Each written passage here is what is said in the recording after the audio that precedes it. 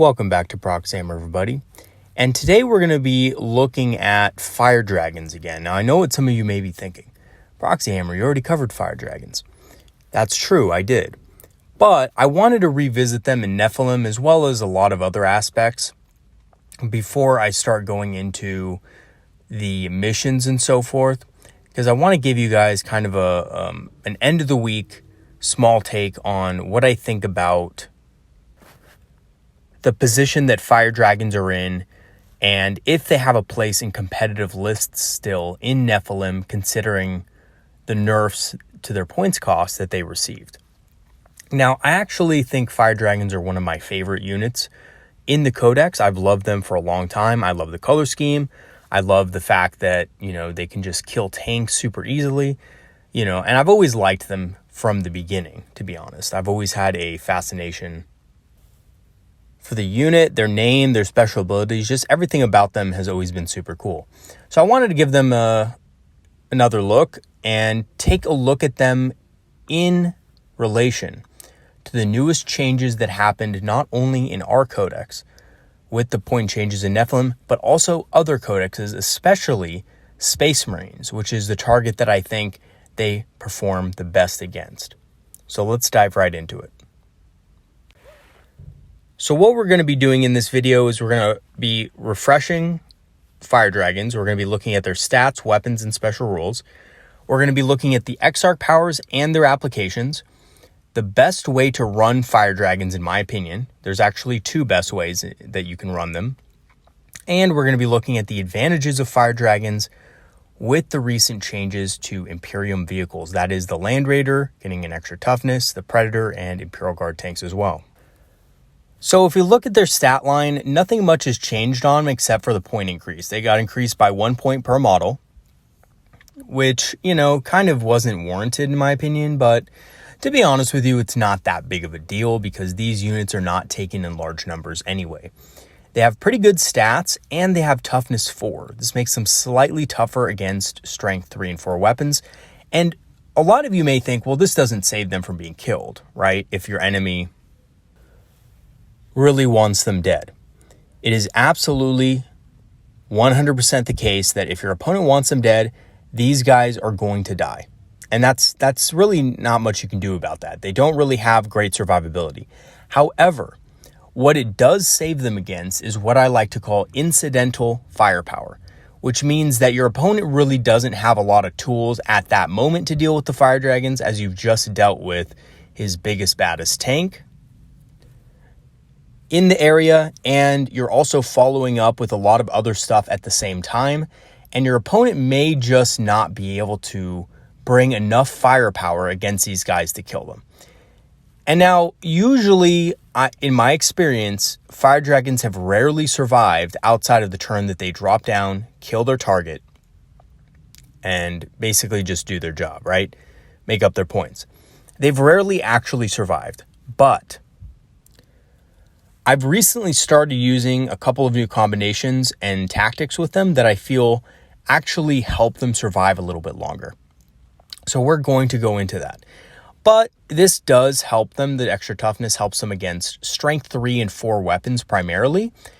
Strength 3 weapons being things like las guns and stuff like that. Yes, Imperial Guard, if they're going to shoot you, they're probably not going to, shoot you with 1 unit of las guns. It's probably going to be 100 las guns. But like I said, it does help you with incidental firepower, which means that if your opponent doesn't have a whole lot in that vicinity left after your turn, then they might not be able to actually kill your entire unit. And when they had toughness 3, it was much easier for opponents to do this with incidental firepower. So it does help them a little bit in that category.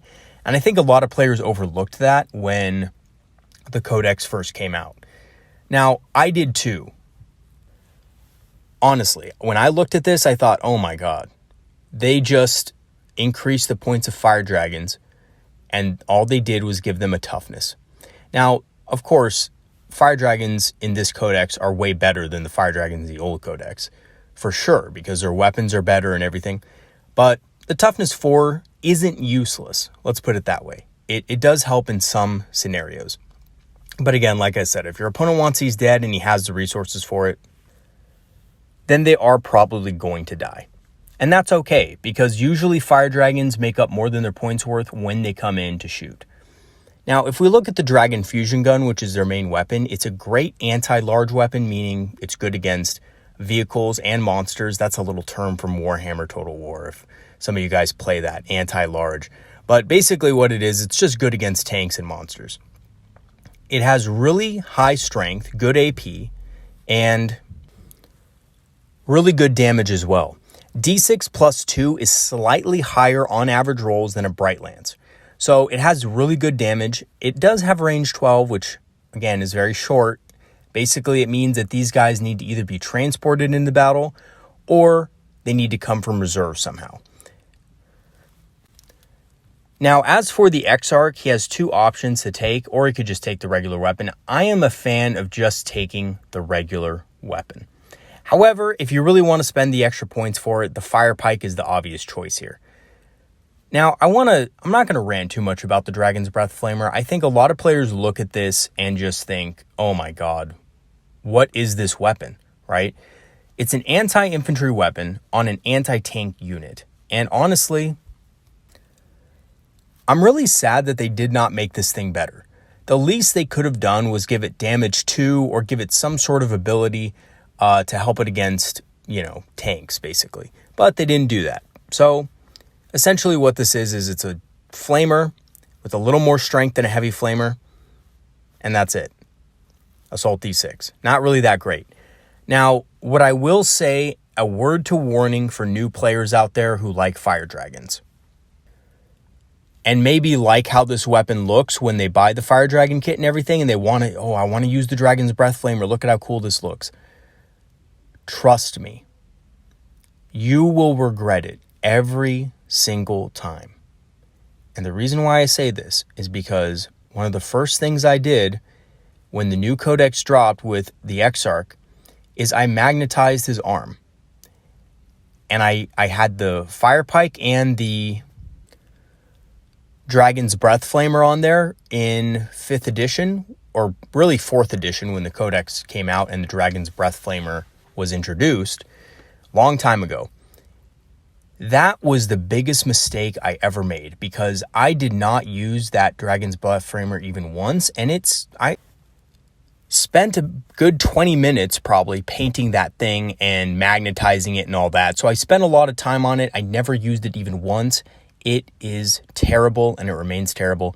Please, to new players out there, do not put a Dragon's Breath Flamer on your Exarch unless you plan to convert it somehow into a Dragon's Fusion Gun or something like that. Now, when talking about the Fire Pike, it's a slightly better version than the Dragon Fusion Gun with better range and an additional 2 damage. So, is it worth the 10 points?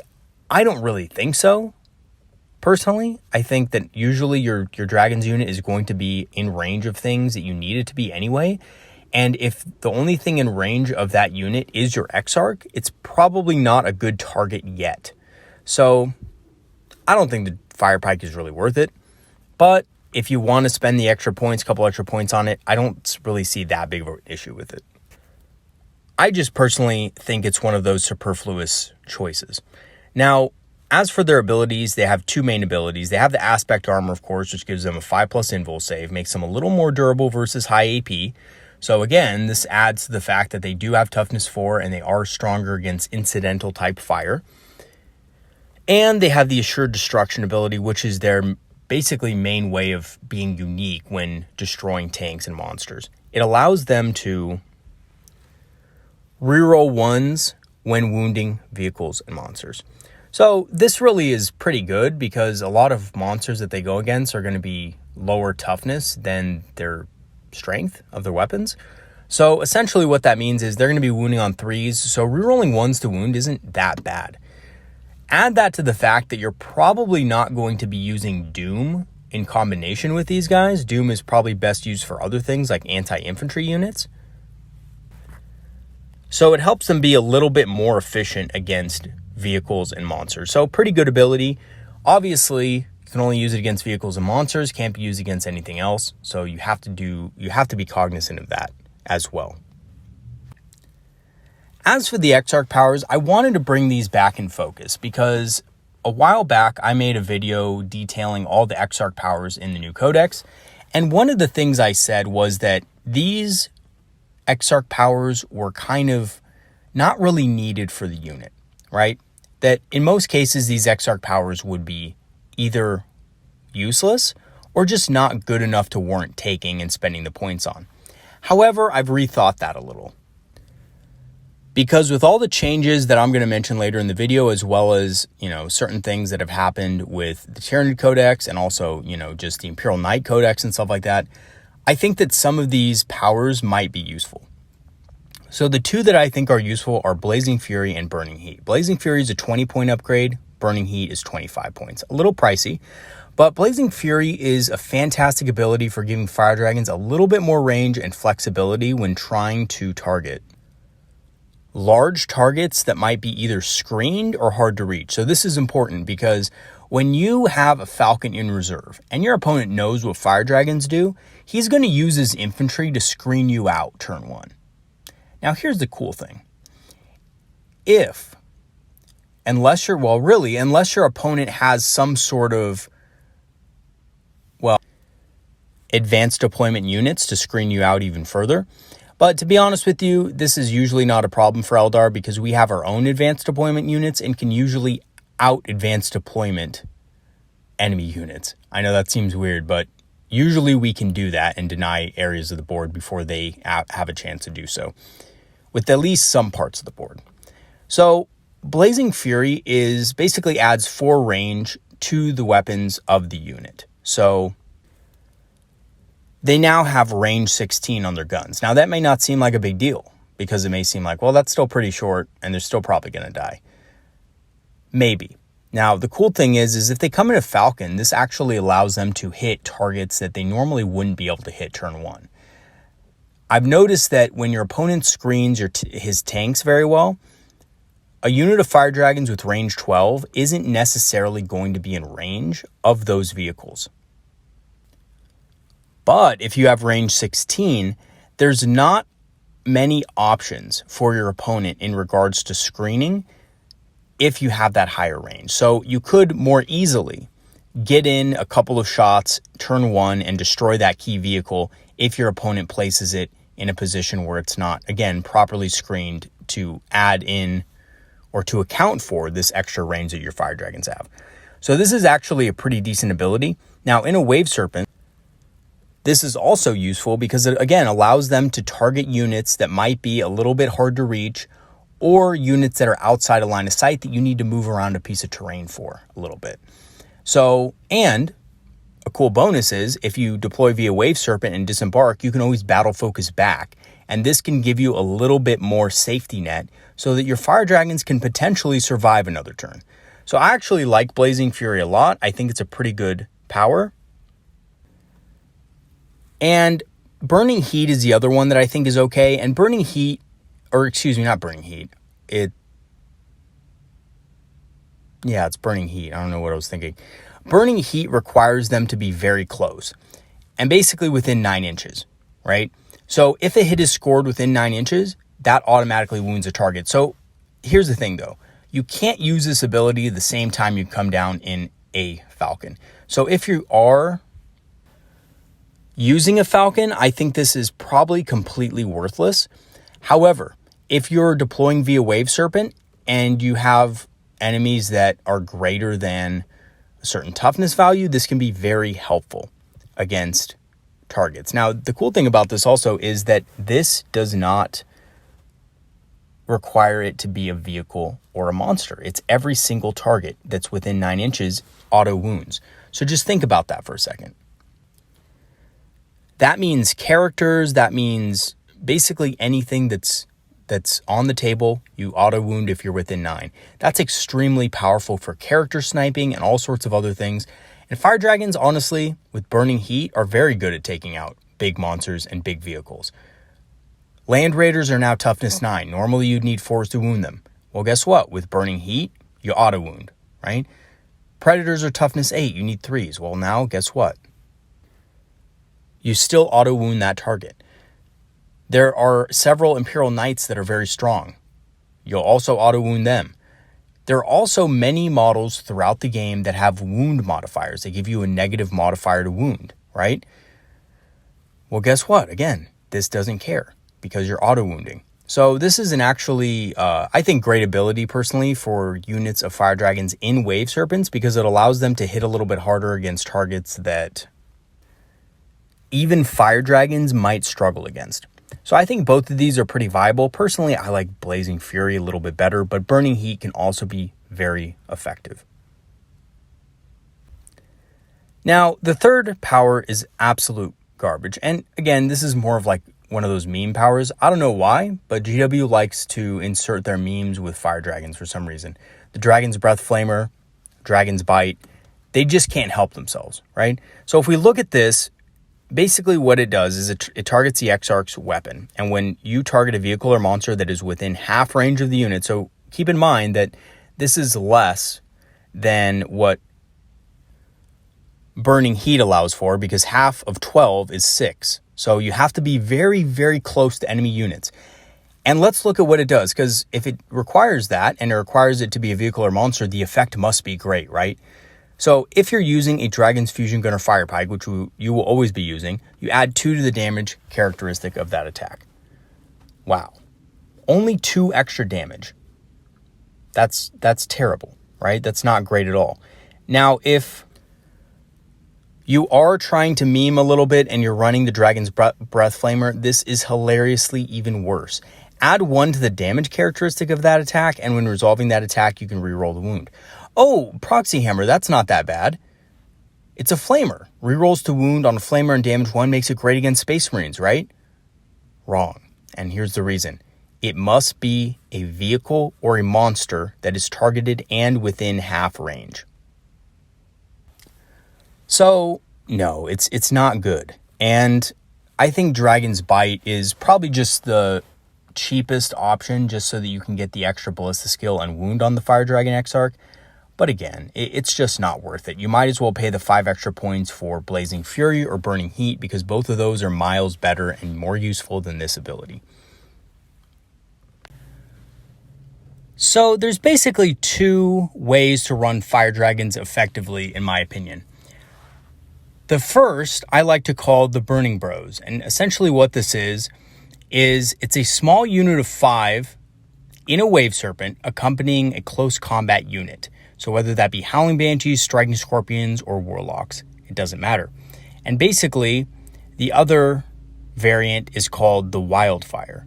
And they are a small unit of 5 in a Falcon using Cloud Strike. And typically you can run this if you wanted to with a single Warlock with the Jinx or Protect ability or the Conceal/Reveal ability to debuff enemy targets that are either heavily armored or in cover. Now I know you might be thinking, well, Fire Dragons already do a lot of damage to armor, but with the Armor of Contempt changes, sometimes you need a little bit of extra punch against those harder targets. So we have the Burning Bros here, and basically this is that small unit of 5 in a Wave Serpent accompanying a close combat unit. So this variant has really good protection from ranged fire when in the Wave Serpent. And it combos exceptionally well with combat units as you can destroy enemy transports and then immediately follow up with a charge against the disembarked enemy unit. And this combination is really good with, believe it or not, the Wrath of the Shrines. Excuse me, not Wrath of the Shrines, the Wrath of Cain secondary objective. Of course, I guess if you're playing BL10, you could definitely use Wrath of the Shrines on that combat unit to ensure you get the kill, but the Wrath of the Cain secondary objective is what I'm talking about. So it's very easy to score that 4 victory points with this, as the Fire Dragons can very easily take out a transport, and the Howling Banshees, Warlocks, or Striking Scorpions can take out the unit inside. The extra range on their fusion guns with the Exarch Power Blazing Fury is not exactly necessary, but it could be helpful for keeping them alive longer. Once they get out of the Wave Serpent, they can shoot at 16 inches and then battle focus back. D6, which will net you pretty much a 3 or 4 inch movement typically. That can get you out of range of a lot of rapid fire abilities and stuff like that. Burning Heat is mostly an ability that's going to be used for tougher vehicles, but it can ensure that you get good damage on whatever you're hitting, and it can negate some bad rolls. So for example, if you roll to hit and you only hit 3 times or twice, I should say, which is a pretty bad under average roll, Burning Heat will make sure that those auto wounds so that you can get some good damage on that target, irregardless. The next variant I like to call the Wildfire, and this is a small unit of 5 and a Falcon using Cloud Strike, typically with a single Warlock with Jinx or Protect or Conceal and Reveal. And this unit can destroy key targets turn 1 potentially, which makes it very powerful, a very strong tool, and can strike anywhere on the board. So it doesn't need to worry about hiding behind line of sight blocking terrain like most Wave Serpents will the first turn. So that will not limit their reach as far as what they can hit. They also do not, again, have to endure a turn of shooting before engaging. Usually Wave Serpents will have to do this at some point, and Wave Serpents are tough, but they're not super tough. So this could very well lead to the demise of your Wave Serpent. So having the ability to just deep strike in and strike right away is very helpful, especially with the Blazing Fury ability, which gives the Fire Dragons a little bit more reach so they can reach their targets without being screened out or Auspex scanned that easily. Now, I know some armies have an 18-inch Auspex scan, but most Space Marines have a 12-inch. Other Eldar have a 12-inch as well, so typically it's not that big of a deal. Skitarii, I think, have an 18-inch, and I don't know who else has an 18-inch one, but that's what I know. So the extra 4 inches will help. And if I had to choose, I've used both variants very successfully. I think the Cloud Strike version is better against some types of armies than others. I think, again, like armies with that 18-inch Auspex, I don't see this being very successful against those types of armies. I think Skitarii can very easily shoot the Fire Dragons and kill them as they come out. But if you do have that 16-inch upgrade or that extra 4 inches with the Blazing Fury, armies like Space Marines are going to have more trouble actually being able to successfully Auspex scan you with units that can potentially kill those models. And remember, you also have to think about what kind of units are going to be screening. Those units are going to be typically regular tactical Marines or Scouts. And those types of units are not very damaging units. And again, this is where that toughness 4 comes in from that incidental fire I talked about. 5 bolters rapid firing can pretty easily do a lot of damage to a toughness 3 unit. But against a toughness 4 unit, they do significantly less damage. And because you have 3+ armor, you're going to be able to survive that a lot better. So I do think, again, that Fire Dragons having a toughness 4 isn't completely useless. I think it does have its applications, especially against things like that, which are very small amounts of firepower that your enemy wants to throw at you in reaction to things. Now, obviously, these guys aren't going to survive Eradicators or anything like that. So I wouldn't press your luck there. Do not come into range of a unit like that because your Fire Dragons will die. But again, regular tactical Marines, maybe a plasma gun in there, or maybe, a melt-a-gun in there. It's not going to do that much damage. They may kill a couple of Fire Dragons, but they're not going to kill the whole unit. And remember that the Falcon also has some heavy firepower as well to add to whatever the Fire Dragons lose. Do not underestimate the Falcon itself. It has a pulse laser, which is a very powerful anti-tank weapon, and it can also be equipped with things like a Bright Lance and stuff like that. So I think when we're talking about the advantages of Fire Dragons, we have to consider the changes in Nephilim to Imperial vehicles. So that I'm talking about the Land Raiders, the Predators, Imperial Guard tanks, etc., which all got Armor of Contempt, and they also, in the Land Raider and Predators case, got a boost in toughness. Land Raiders got boosted to toughness 9, which is insane. Bright Lances now have to wound them on 5s. Fire Dragons can wound these guys a lot easier, and especially if you choose to go with the Burning Heat Exarch power, they'll have no problem cracking through a Land Raider at a minimal cost. Remember, Fire Dragons are only about 120 points for the unit. Plus the Exarch power, it does cost a little extra, but still not that much. Certainly not as much as a Land Raider, right? So they can more than make up their points value when they come in. Predators also got boosted to toughness 8. Now, I have seen some players adopt more Predators, Space Marine players. I haven't seen it a whole lot. I'm going to be honest. I thought I was going to see it a little bit more because I felt like the Predator was going to be a little more cost effective for that and people would take it. Not a lot of people took it, but again, Predators are a common thing you will see in Space Marine armies, and they got boosted to toughness 8, which means your typical Bright Lance is going to be having a harder time to wound against them, whereas Fire Dragons will not. So Fire Dragons do not care. They're going to wound on 3+ regardless. Also, right, Imperial vehicles have Armor of Contempt, and Fire Dragons have a high AP value, which can definitely be dropped even further with things like Jinx and Reveal if needed. They have high AP and they have high damage for their low cost. Because remember, 24 points for a model carrying a Dragon's Fusion Gun is not bad at all. A lot of armies out there would kill to have a dedicated anti-tank unit that was not really expensive or really clunky to use. And let me give you an example. The one example that I always tell people is when you compare Fire Dragons with Dragon's Fusion Guns to things like Stern Guard veterans with Combi Meltas or Melta-Guns straight up, you will find that, yes, the Stern Guard have a lot more special abilities and they have a lot more, different things that they can utilize and stuff like that, depending on what they go against. But in general, Stern Guard veterans are going to be a lot more expensive than Fire Dragons. And essentially, why do people take Stern Guard veterans with Melta-Guns? They take them to burn tanks down, right? And if they're paying a lot of extra points for all these extra things that they're not going to use, then what use is that?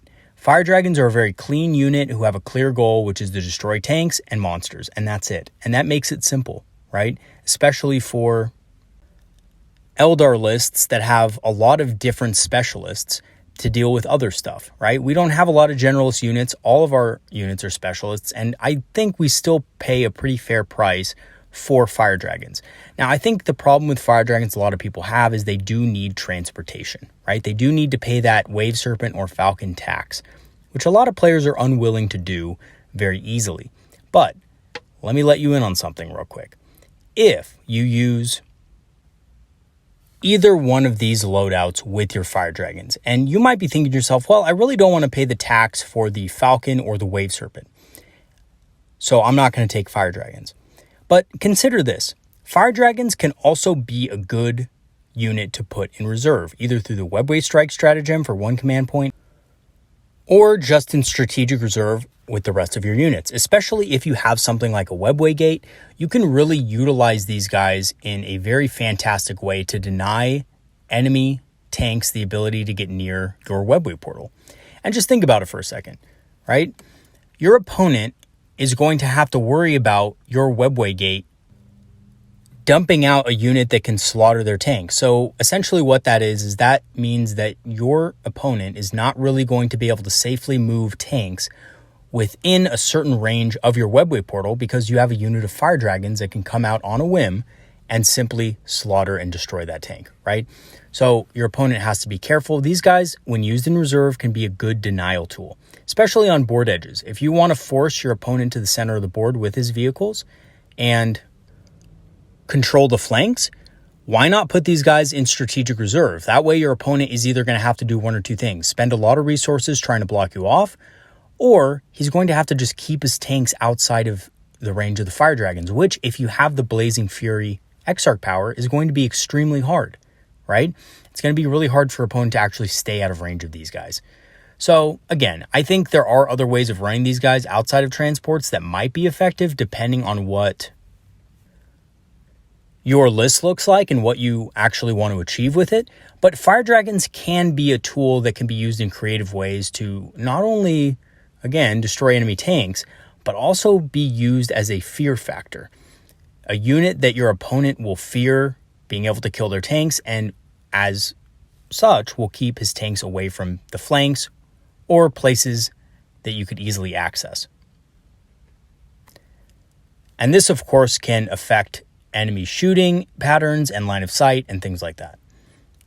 So what are the disadvantages of Fire Dragons? I think I would be a little bit unfair if I didn't at least go over their disadvantages. So they do need, in most cases, a transport. And although I have found a webway strike stratagem and the strategic reserves with Blazing Fury to be not a bad option, I do think they're best in either a Falcon or a Wave Serpent, I have to admit. In general, right? I think there's some situations where a unit of Fire Dragons in Strategic Reserve might not be a bad idea. But, again, I think they are more protected in a Wave Serpent, and they're definitely more offensive with a Falcon. They do not have the ability also to ignore invul saves. So this is very important because a lot of heavy-hitting vehicle or monster-based armies have invulnerable saves for their stuff. Fire Prisms and D-Cannons are both their main competition as far as tank hunting ability, and both can ignore invul saves to a degree, and Fire Dragons cannot. So that makes Fire Dragons a little bit less effective against things with invul saves, which is a lot out there, believe it or not. So that's another reason why people kind of shy away from Fire Dragons, because they look at them and say, well, they don't really ignore invul saves. I know they do good damage, but, you know, what if I need to kill an enemy Hive Tyrant or something like that with an invul save? And to be honest, most of the time, Fire Dragons are not going to do good damage against those targets. And trust me, I've seen this, and I've used the Fire Dragons a few times against Tyranid monsters. Having that 4+ invul save on them is absolutely terrifying. It's honestly, it's not good. And a lot of the times, I know that your opponent should at least fail 2 of those 4 wounds you cause on average if you have the right buff set up and stuff. But those 2 wounds are luck-based. And I've seen people roll 4 dice and get 4 4+, and then your Fire Dragons do nothing.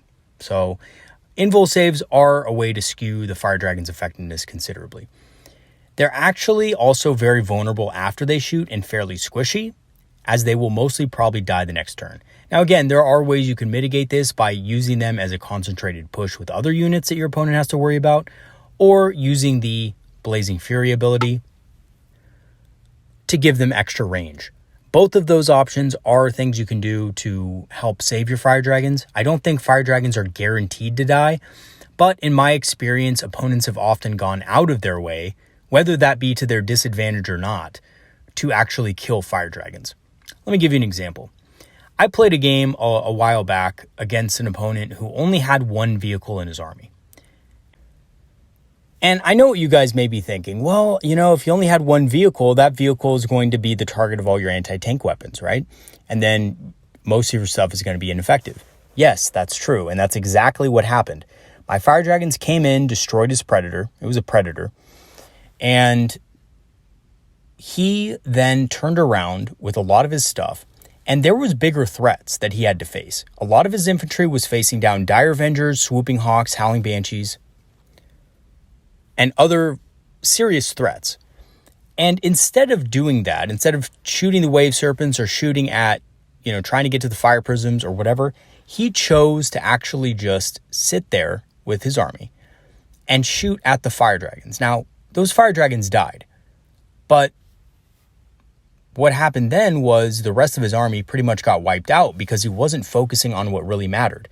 Fire Dragons are only really good against killing tanks, but sometimes they instill so much fear and uncertainty in opponents that opponents will just shoot them dead after they kill their tank, because that's a fear factor as well, right? You drop in a unit that can kill a big battle tank in 1 turn, your opponent is going to see that as a serious threat most of the time and is going to shoot them without actually thinking about, wait a second, are these guys actually going to be able to continue to do damage against tanks, or is this a one-off kind of thing, right?